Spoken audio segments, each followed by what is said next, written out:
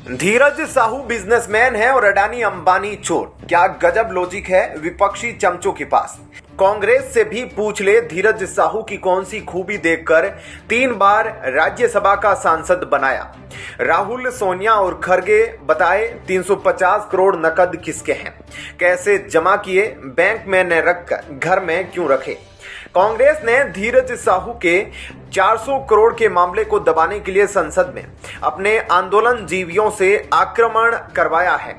अब टीवी पर चर्चा कांग्रेस के भ्रष्टाचार पर न होकर संसद पर आक्रमण पर चर्चा हो रही है। यह काम कांग्रेस का है। वहीं कांग्रेस नेता धीरज साहू के दिन अच्छे नहीं चल रहे हैं और यही कारण है कि अधिसंख्य नेता उनसे दूरी बरत रहे हैं। उन नेताओं ने तो चुप्पी की चादर ओढ़ रखी है जिन्हें चुनाव लड़ने के लिए बार बार साहू ने आर्थिक मदद दी है। कांग्रेस सूत्रों की माने तो साहू न सिर्फ कांग्रेस के उम्मीदवारों को बल्कि दूसरे दलों के नेताओं की भी आर्थिक तौर पर मदद करते रहे हैं। कई लोग बताते हैं कि वे एक व्यवसायी होने के नाते सभी की मदद करते रहते हैं। उनकी मदद से चुनाव लड़ने वाले लोगों में कई अभी अहम पदों पर है। बताते चले कि साहू ने कई बार पार्टी लाइन से अलग होकर विपक्षी दलों का सहयोग भी किया है। झारखंड में पार्टी के नेता चुप्पी साधे हुए हैं। भले ही नैतिक तौर पर साहू का साथ दे रहे हो, खुलकर बोलने वाले लोग सामने नहीं आ रहे हैं। माना जा रहा है कि कांग्रेस नेतृत्व ने इस मामले में संभलकर बयान देने का निर्देश दिया है। लोहरदगा में मूल रूप से रहने वाले कांग्रेस सांसद धीरज साहू ने विभिन्न चुनावों में गुमला, सिमडेगा, रांची, रामगढ़ और खूंटी के उम्मीदवारों तक की मदद की है। कांग्रेस सूत्रों की माने तो साहू से मदद लेने वाले लोगों में विधायक प्रत्याशी से लेकर निकाय चुनावों के प्रत्याशी तक रहे हैं। वहीं इनकम टैक्स की जांच लोहरदगा में एक बार फिर शुरू हो गई है। इनकम टैक्स की टीम जीओ सर्विलांस सिस्टम के साथ बुधवार को लोहरदगा पहुंची। लोहरदगा के थाना टोली स्थित राज्यसभा सदस्य धीरज प्रसाद साहू के आवास में आईटी की टीम पहुंचकर जियो सर्विलांस सिस्टम के माध्यम से जांच शुरू कर दी है। आईटी के अधिकारी 3 वाहनों में लोहरदगा पहुंचे हैं। इनकम टैक्स के अधिकारियों के लोहरदगा पहुंचने के साथ ही राज्यसभा सदस्य धीरज प्रसाद साहू के आवास के मुख्य द्वार को बंद कर दिया गया है। सीआईएसएफ के जवान सुरक्षा में तैनात हो गए हैं। किसी को भी अंदर जाने की अनुमति नहीं दी जा रही है। जैसे ही लोगों को पता चला कि इनकम टैक्स की टीम फिर से जांच के लिए पहुंची है, वैसे ही राज्यसभा सदस्य धीरज प्रसाद साहू के घर के बाहर भीड़ जमा होना शुरू हो गई है। हालांकि पूरे मामले में कोई भी कुछ नहीं कर रहा है। राज्यसभा सदस्य धीरज प्रसाद साहू से जुड़े हुए ओडिशा के उनके व्यवसायिक ठिकाने से विगत दिनों 351 करोड़ रुपए बरामदगी के साथ आईटी की टीम ने राज्यसभा सदस्य के रांची रेडियम रोड स्थित उनके आवास में मंगलवार को जियो सर्विलांस सिस्टम से जांच की थी, जिसमें जमीन के अंदर सोने चांदी के जेवरात और दूसरी कीमती चीजें छुपाकर रखने की जांच की गई थी। इसके बाद आईटी की टीम बुधवार को लोहरदगा पहुंच गई। लोहरदगा में भी जांच की जा रही है। हालांकि अभी तक किसी भी प्रकार की बरामदगी की जानकारी नहीं मिली है। इनकम टैक्स की छापेमारी के बाद फिर से लोहरदगा में हलचल शुरू हो गई है। ऐसे में क्या कहना है आपका इस खबर पर। जय हिंद, जय भारत। जब केजरीवाल जी सीएम बने थे तब कैसी शक्ल थी। अब शीशमहल में रहना, भ्रष्टाचार करना, जनता को बेवकूफ बनाकर सरकारी पैसे से मजे कर रहे हैं। तब मफलर, खांसी, सब पाखंड समाप्त हो गए हैं। इसी को कहते हैं बेवकूफ बना सत्ता को हासिल करना। जब लोग कोरोना में मर रहे थे तब केजरीवाल अपना शीश महल बनवा रहे थे और दारू बेचने की, दारू पर कमीशन बढ़ाने की सेटिंग कर रहे थे। गुजरात में राष्ट्र हित के खिलाफ काम करने और भ्रष्टाचार की विचारधारा पर चलने वाली आम आदमी पार्टी के दिन अब खत्म हो गए हैं। आम आदमी पार्टी और केजरीवाल के खोखले दावों से उनकी ही पार्टी के विधायक भी तंग आ गए हैं। विसावदर विधायक भूपत भाई भयानी ने इस्तीफा देकर देश विरोधी पार्टी छोड़ने का फैसला किया है। आम आदमी पार्टी अब गुजरात से गायब होने की कगार पर है। इसी बीच केजरीवाल को सबसे तगड़ा झटका लगा है। आम आदमी पार्टी की मुश्किलें कम होने का नाम नहीं ले रही है। दिल्ली, पंजाब के बाद पार्टी ने गुजरात की विधानसभा चुनाव में बेहतरीन प्रदर्शन कर 5 सीटों पर कब्जा किया था, लेकिन अब पार्टी मजबूत होने की जगह पर कमजोर होती जा रही है। विसावदर सीट से आम आदमी पार्टी विधायक भूपत भयानी के इस्तीफे के बाद से अब तकरीबन 40 पदाधिकारियों और कार्यकर्ताओं ने पार्टी को अलविदा कह दिया। इस संबंध में आम आदमी पार्टी भरूच के जिला अध्यक्ष पीयूष पटेल का बयान सामने आया है, जिसमें उन्होंने इस्तीफा देने वाले कार्यकर्ताओं पर बड़ा आरोप लगाया है। उन्होंने कहा, इस्तीफा देने वाले कार्यकर्ता विधानसभा चुनाव के बाद पार्टी में सक्रिय नहीं थे, इसलिए उन्हें नए संगठन में जगह नहीं दी गई। साथ ही उन्होंने पार्टी के लेटर पैड का दुरुपयोग किया है। भरूच विधानसभा के 43 पदाधिकारी और कार्यकर्ताओं ने सामूहिक रूप से पार्टी प्रदेशाध्यक्ष इसुदान गढ़वी को अपना इस्तीफा सौंप दिया। यह भरूच जिले में पार्टी के लिए बहुत बड़ा झटका माना जा रहा है। हाल ही में भूपत भयानी ने विधायक पद से इस्तीफा देने के बाद आम आदमी पार्टी पर जमकर निशाना साधा था। उन्होंने कहा था कि आम आदमी पार्टी कोई राष्ट्रवादी पार्टी नहीं है, मैं लोगों के हित में काम करना चाहता था, मैं एक राष्ट्रवादी आदमी हूं और पहले भाजपा में था। ऐसे में क्या कहना है आपका इस खबर पर कमेंट सेक्शन में जरूर बताइएगा। जय हिंद, जय भारत। बीजेपी, पैसा कांग्रेस सांसद के घर से निकला है, उनको जवाब देना चाहिए। कांग्रेस, पैसा धीरज साहू का है, कांग्रेस का कोई लेना देना नहीं। धीरज, पैसा मेरे परिवार का है, वो जवाब देंगे। परिवार, पैसा आम लोगों का है, वो जवाब दे। आम लोग, पैसा सरकार का है, वो जवाब दे। कांग्रेस सांसद धीरज प्रसाद साहू के ठिकाने पर पड़ी आयकर विभाग की रेड के बाद वह पहली बार कैमरे पर आए। आते ही रोने गिड़गिड़ाने लगे। उन्होंने मीडिया के सामने आकर कहा है कि यह कोई उनका अपना पैसा नहीं है और न ही कांग्रेस का पैसा है, यह उनके फैमिली बिजनेस से आया पैसा है, जिसके बारे में सिर्फ उनका परिवार ही बताएगा। भारतीय जनता पार्टी द्वारा लगाए जा रहे काला धन के इल्जाम में उन्होंने कहा, मैंने आपको पहले ही कहा है, यह जो पैसा है यह परिवार द्वारा चलाई जा रही कंपनियों का है। इनकम टैक्स का जवाब आने दीजिए कि यह काला धन है या सफेद धन। मैं बिजनेस लाइन में नहीं हूं, परिवार वाले इसका जवाब देंगे।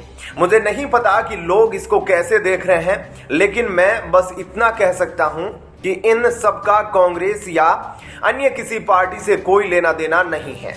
धीरज साहू ने छापेमारी शुरू होने के करीब 10 दिन बाद कैमरे पर आकर कहा कि यह जो पैसा उनका दिखाया जा रहा है यह असल में उनका है ही नहीं, उनके परिवार से संबंधित फर्मों का है। इनकम टैक्स ने छापा मारा है तो हर चीज का हिसाब दिया जाएगा। उन्होंने अपने ऊपर हुई कार्रवाई को लेकर कहा, मैं तकरीबन 30-35 साल से सक्रिय राजनीति में हूं और ये पहली बार ऐसी वारदात हुई मेरे साथ में, जिससे मेरे दिल में काफी चोट पहुंची है। मैं हमेशा से चाहता था कि मेरे ऊपर कोई विवाद न हो, लेकिन अब विवाद खड़ा हो गया है तो मैं अपने और अपने परिवार के बारे में जानकारी देना चाहता हूं। सांसद कहते हैं, हम लोगों ने काफी विकास का काम किया है, चाहे वो रांची हो, लोहरदगा हो या अन्य जगह हो, ओडिशा हो, हर जगह हमने काफी कुछ किया है। पिता स्वर्गीय राय साहब बलदेव साहू भी समाज सेवा करते थे, कई स्कूल कॉलेज खोले। इसके बावजूद जो हम लोगों के साथ हुआ, इससे बहुत बुरा लग रहा है। मीडिया रिपोर्ट्स के मुताबिक उन्होंने जोर देकर बस यही बात कही, जो भी पैसा पकड़ा गया वो फर्म का पैसा है। हम लोगों को शराब के व्यवसाय में 100 साल से ऊपर हो चुका है, उसकी सारी जानकारी मैं आपको दे रहा हूं।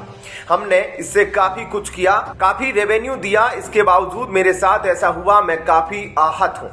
साहू ने यह भी कहा, मैं दिल्ली में ही था, आप लोगों से मिलना चाहता था, कुछ परिस्थितियां ऐसी हो गई थी, मुझे लोगों के सामने आने में भी शर्म आ रही थी। मैं राजनीति छोड़कर बिजनेस में ज्यादा ध्यान ही नहीं देता, इसे मेरे परिवार के लोग करते हैं, मैं सिर्फ बीच बीच में उनको पूछता रहता हूं। बता दें कि 6 दिसंबर 2023 को आयकर विभाग ने कांग्रेस के राज्यसभा सांसद धीरज साहू से जुड़े ठिकानों पर छापेमारी की थी। यह कार्रवाई झारखंड, ओडिशा और पश्चिमी बंगाल के अलग अलग जगहों पर एक साथ हुई थी। आखिरकार 6 दिन बाद यह रेड पूरी हो गई है। इस छापेमारी के दौरान नोटों का इतना बड़ा जखीरा मिला है कि उसे गिनने में मशीनों के बीच सांस फूल गए। मीडिया रिपोर्ट के अनुसार 350 करोड़ रुपए अधिक नकदी मिली है। कुछ रिपोर्टों में करीब 500 करोड़ रुपए मिलने की बात कही गई है। करीब 17 किलो सोने के जेवर और 40 सोने के बिस्कुट भी शामिल है। ऐसे में क्या कहना है आपका इस खबर पर, कमेंट सेक्शन में जरूर बताएं। जय हिंद, जय भारत। संसद में सुरक्षा चूक के मामले में गिरफ्तार किए गए सागर शर्मा का वैचारिक और राजनीतिक रुझान सोशल मीडिया से कांग्रेसी और वामपंथी झलक रहा है। वो इंस्टाग्राम पर रवीश कुमार और राहुल गांधी का फॉलोवर है। संसद की सुरक्षा को भेदने से पहले उसने पोस्ट भी किया था। उसने अपने सोशल मीडिया प्रोफाइल पर पोस्ट लिखा, जीते या हारे पर कोशिश तो जरूरी है। अब देखना यह है कि सफर कितना हसीन होगा। उम्मीद है फिर मिलेंगे। सागर शर्मा का आखिरी इंस्टाग्राम पोस्ट संसद पर 2001 में हुए हमले की 22वीं सालगिरह के मौके पर आया, जब उसने अपने साथियों के साथ संसद की सुरक्षा में सेंध लगाई। उसकी पोस्ट बताती है कि संसद का सुरक्षा घेरा तोड़ने का काम पूरी तैयारी और प्लानिंग से किया गया था। वो इंस्टाग्राम पर कांग्रेस नेता राहुल गांधी और पत्रकार से यूट्यूबर बने रवीश कुमार को भी फॉलो करता है। इस बीच सागर शर्मा के फेसबुक पोस्ट के स्क्रीनशॉट भी सोशल मीडिया यूजर्स द्वारा साझा किए जा रहे हैं, जिसमें सागर 2019 पुलवामा हमले के आतंकवादी आदिल अहमद डार की तरह ही गोमूत्र पर तंज कस रहा है। याद दिला दे कि जैश ए मोहम्मद के आतंकवादी ने अपने विस्फोटकों से भरे वाहन को सीआरपीएफ जवानों को ले जा रही बस से टकरा दिया था, जिसके परिणाम स्वरूप हमारे 40 जवान बलिदान हो गए थे। उसने हिंदू समुदाय को हिंदुस्तान के नापाक मुशरिकों यानी भारत के अशुद्ध मूर्ति पूजक और गाय का पेशाब पीने वाला बताया था। अंकुर सिंह नाम के यूजर लिखते हैं, हमले से पहले सागर शर्मा की आखिरी इंस्टाग्राम पोस्ट। उन्होंने इसकी अच्छी योजना बनाई। वह कन्हैया कुमार का वीडियो शेयर करता है और इसलिए उसके जैसा बनने का फैसला किया। वह इंस्टाग्राम पर राहुल गांधी और रवीश कुमार को फॉलो करता है। सागर शर्मा के फेसबुक बायो में लिखा है, मेरा सपना ही मेरी दौलत है, मैं इतिहास लिखूंगा, आया हूं दुनिया में कुछ करके मरूंगा।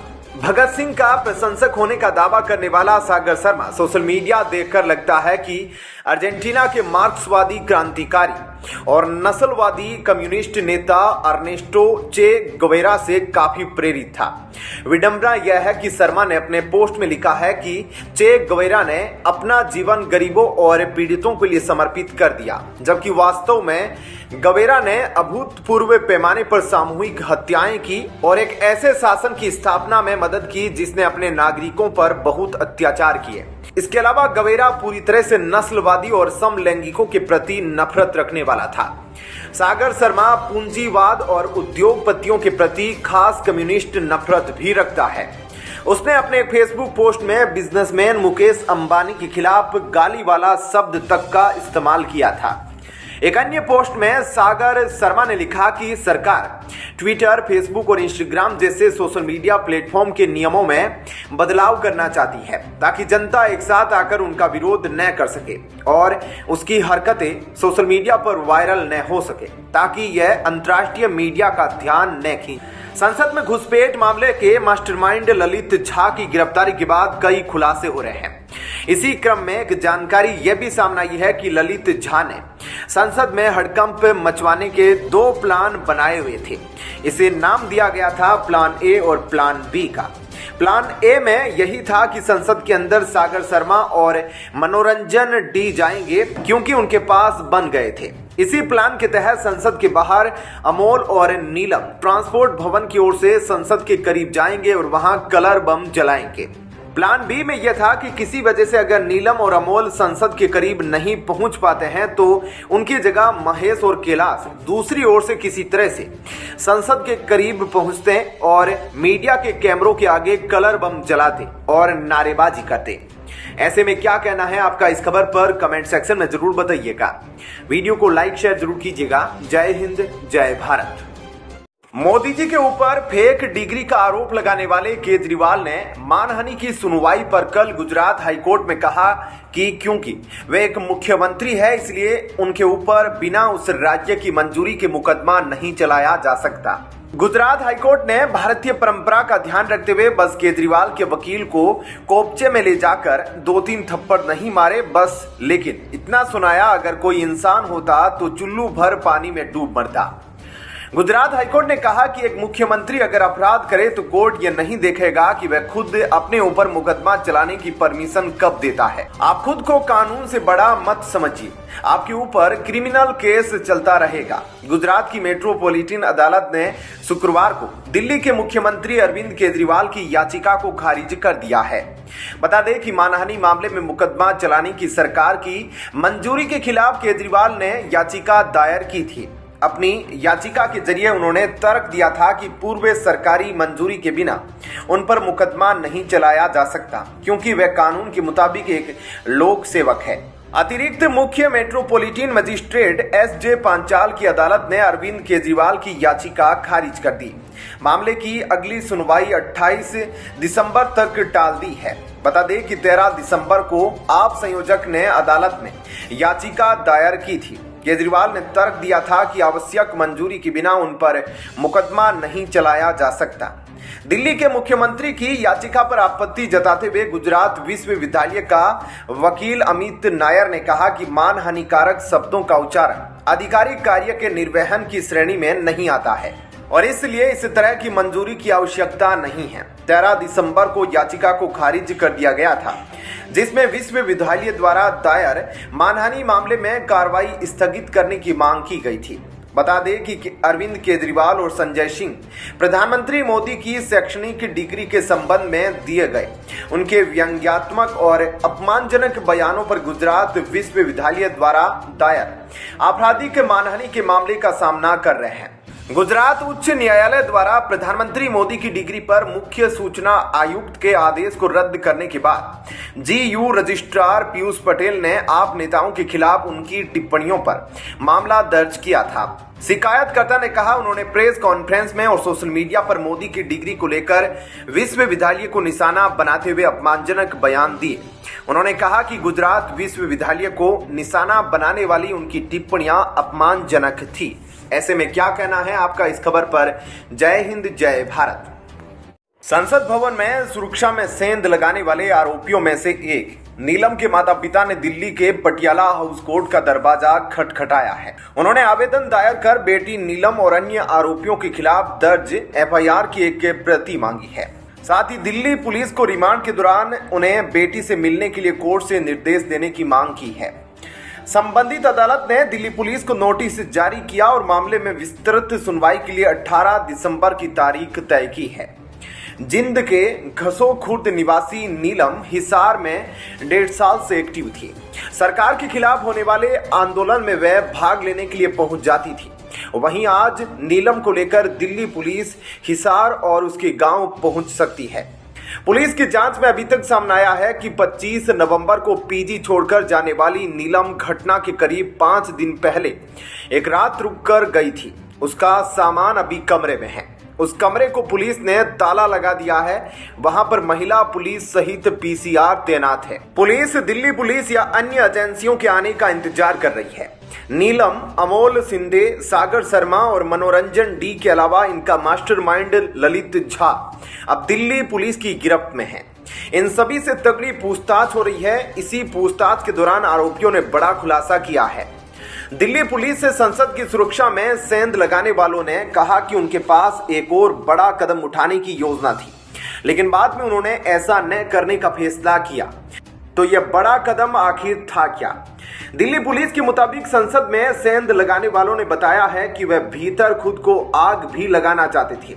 इसके अलावा सदन में पर्चे फेंकने का विचार भी था, लेकिन इन दोनों ही योजनाओं को सोच विचार कर छोड़ दिया गया और स्मोक स्टिक से धुआं करने पर रजामंदी बनी। दिल्ली पुलिस के मुताबिक आरोपियों ने खुलासा किया है कि लोकसभा सदन में विजिटर्स गैलरी से कूदने के अलावा कई अन्य विकल्पों पर विचार किया गया। इसमें बदन पर फायर प्रूफ जेल लगाकर आग भी लगाना था, लेकिन फायर प्रूफ जेल न मिलने के कारण स्मोक स्टिक से धुआं करने और नारेबाजी तक ही अपनी साजिश को शामिल कर लिया गया। बताया जा रहा है कि सभी आरोपियों को दिल्ली पुलिस अब सीन रिक्रिएट करने के लिए पुलिस ले जाएगी। इससे पहले पुलिस इन आरोपियों को उन जगहों पर ले गई थी जहां सभी ने मिलकर संसद की सुरक्षा में सेंधमारी की साजिश रची थी। पुलिस का इरादा आरोपियों को उनके संबंधित राज्यों में स्थिर घर भी ले जाने का बताया जा रहा है। वहीं कांग्रेस नेता राहुल गांधी के बिना कोई भूमिका रचाए संसद की सुरक्षा में सेंध करने वाले आरोपियों का पक्ष लिया है।